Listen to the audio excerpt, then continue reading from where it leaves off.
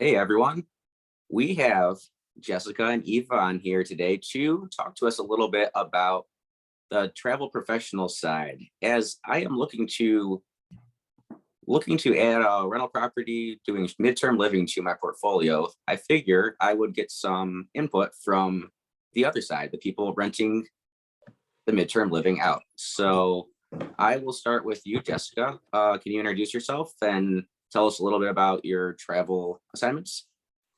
Sure. Yeah, my name's Jessica and I am a physical therapist. My home base is at Cleveland Clinic Rehab Hospital in Akron, Ohio. And I do travel physical therapy as kind of an intermittent assignment. So I'll take an assignment pretty much once a year, kind of travel, go somewhere. I've done two assignments, one in Charlotte, North Carolina, and one in Tucson, Arizona. So that's kind of how I fit traveling into my home base. I have a PRN job here in Akron that I work most of the time, and they let me have the flexibility to go do a travel assignment and then come back and keep working here. Awesome. So Eva, what is your experience with travel professionals?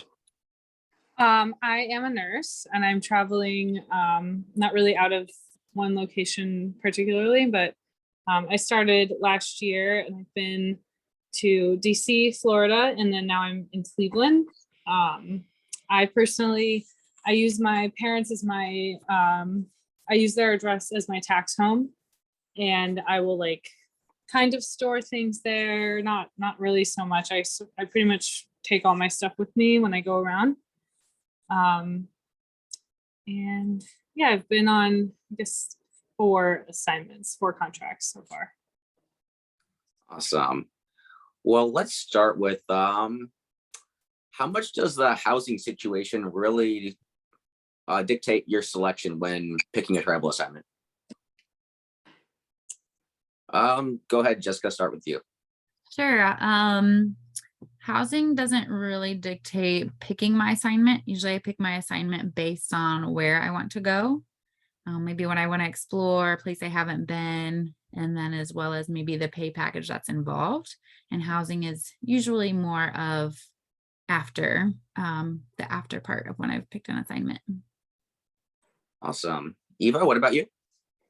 I have a couple. I mean, I would say the same. I'd say kind of like the first couple, the first thing I sort of look at is where I want to go and like what the kind of payment is. But it does have a huge effect. I feel like if I know that I'm gonna have lots of options or something that's gonna fit well with what I'm looking for as far as where I'm gonna live, that definitely makes the whole traveling things kind of seamless and a lot more pleasant. Right.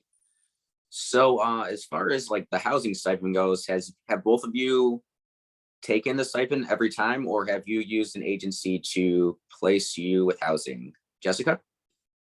I take the housing stipend and find my own, typically just so I have a little more flexibility and say in where I'm going to be.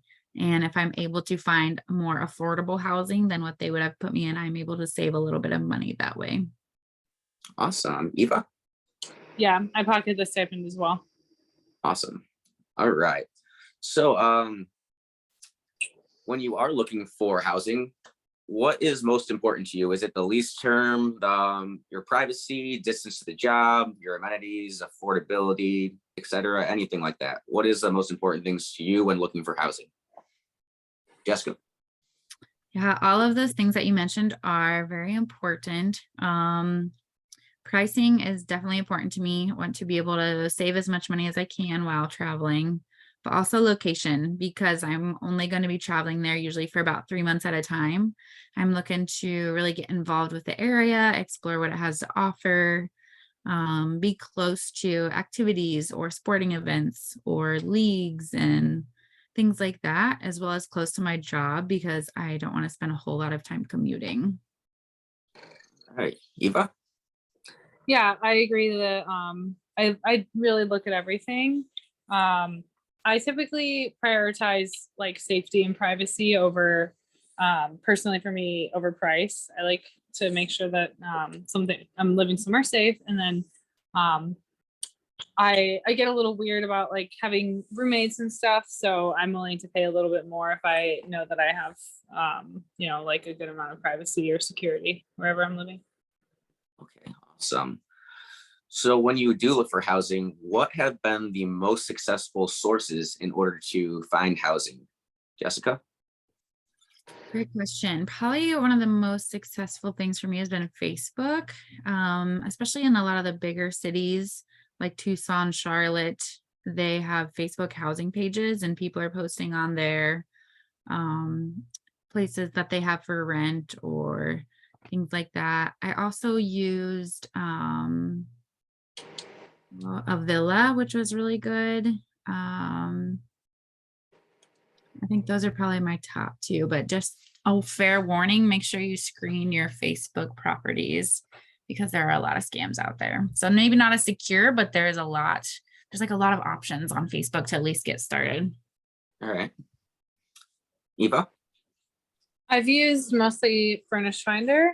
And then I've also used Zillow a little bit. I've kind of dabbled with Craigslist, but yeah, there's lots of scams and it's just I don't know. I have not had any success off of Craigslist, but Furnished Finder is probably like my go-to to just sort of get a feel for what's available. And then sometimes I'll look at Zillow. Yeah, I know Awesome. Furnished Finder is popular. I also use Airbnb a little bit. I never booked anything through there, but Yeah.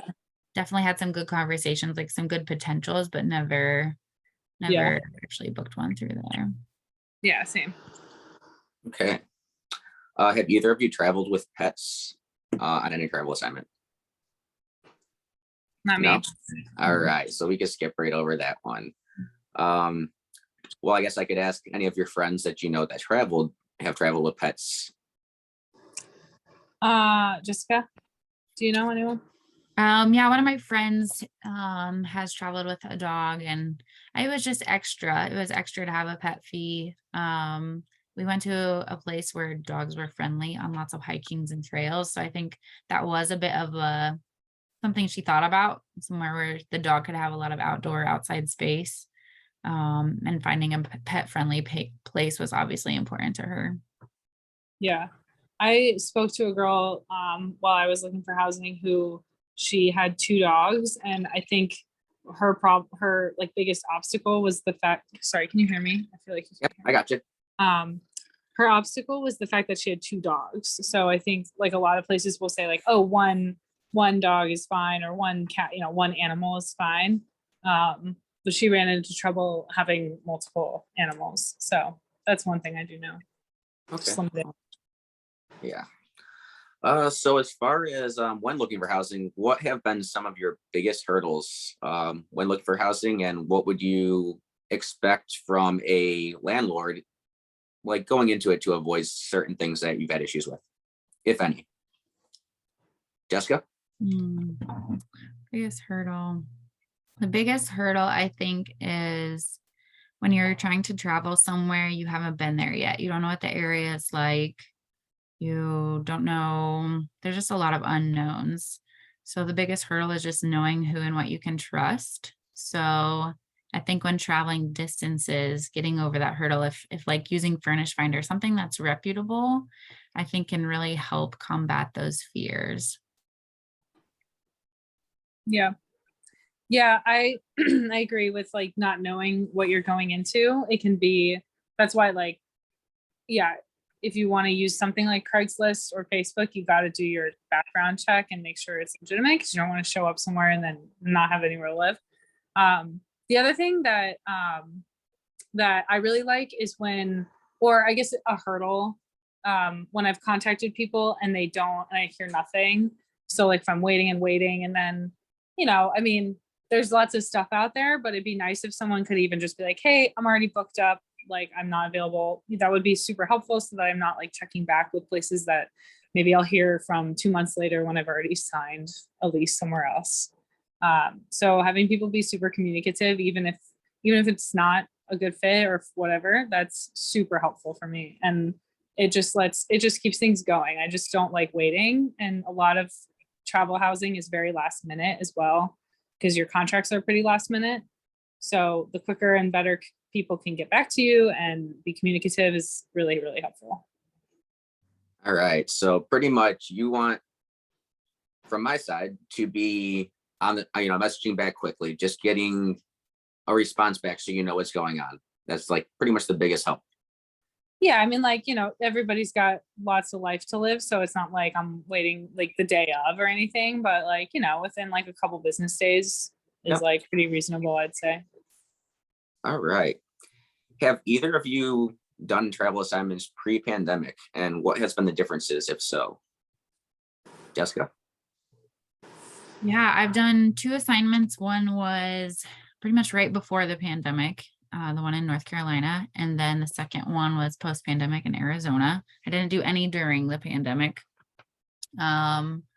And biggest difference between the two, I don't know if there's been a really big difference, besides having to wear a mask. As far as housing goes, yeah, I don't know that there's been any huge difference as far as housing goes between the two. Eva? I did not take any travel assignments before the pandemic, so we can't really compare. I do know that the rates are much higher now in general. It seems like they've just been like kind of bumped up and probably will be staying like bumped up a good amount for good, hopefully. Yeah. So yeah, rates definitely I've noticed have gotten higher on, well, both sides, from the payment side of which you're getting paid and from what properties, are asking for rent. So, Right. Yeah. yeah. So let's close this out with your worst travel story. What has been the biggest issue you've had when traveling? Jessica? Oh, mine's easy. When I went to Arizona, we found a listing through Facebook and we paid and wired money. And when we got there, the house was under construction and was a complete scam. So Ooh. we had nowhere to live when we first got there. So we just booked an Airbnb for a week and tried to find housing, but it was in the middle of gemstone season in Tucson, Arizona, which is a month-long international like gemstone show. So there was nothing available for like a month. So my friend and I split a studio at like 400 square feet place for like a month. And then we were finally able to move into a second property. But yeah, that was definitely not fun. We learned a lot about how to look for housing from afar. So where did you source that housing from? Facebook, just Okay. a Facebook page in Tucson. Gotcha. Mhm. Eva? I've not had knock on wood, good Lord. I've not had an experience like that. I've heard of other people having just that kind of qualm. It just sounds terrible. But for me, it would probably be, when I went to Florida, which I loved, even though people have lots of different traveling experiences in Florida, I loved it so much.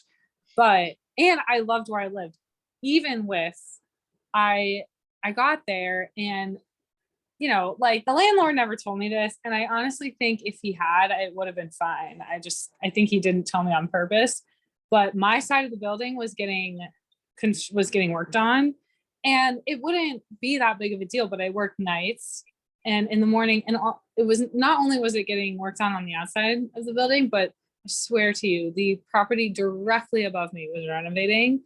Mhm. And during the day, it literally sounded like it was in my room, like a drill, like, the super high power drills going off. Like it just sounded like it was right next to me. And I could, like, there was no getting around it. Like no earplugs or anything in the world would have, like, it was so bad. And I was like, it'd be the middle of the day and I would just be like crying and screaming and it was awful, but I still loved it down there. I loved where I lived. It just, every now and then there were a couple of days where I'd go up and be like, hey, is there anything else you can do right now that like won't make that much noise? Like I've not slept a wink. I've been working 3 nights. It's just terrible.